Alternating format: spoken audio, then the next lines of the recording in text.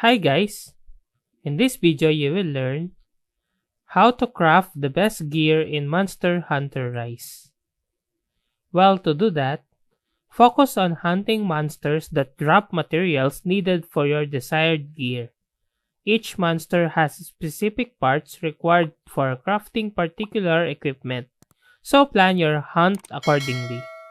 Prioritize upgrading your weapons and armor at the smithy using materials obtained from your hunts. Upgrading enhances their stats and unlocks additional skills slot.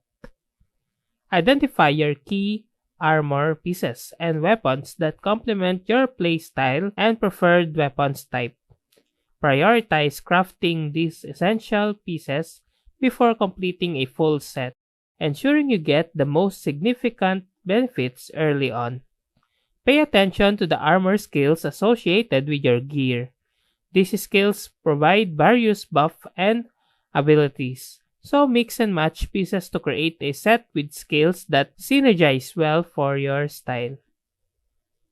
Decoration can be added to slots in your armor to further customize your skills. Additionally, talismans provide unique bonuses and can be equipped to enhance your capabilities. Experiment with combination to find the best setup for your preferred playstyle. Regularly visit gathering spots during quests to collect materials for crafting and upgrading.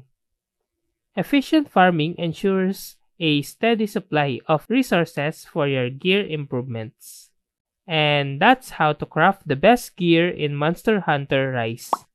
If you like this video, please click the like and subscribe and ring the bell icon to notify you to our next video. Thank you for watching.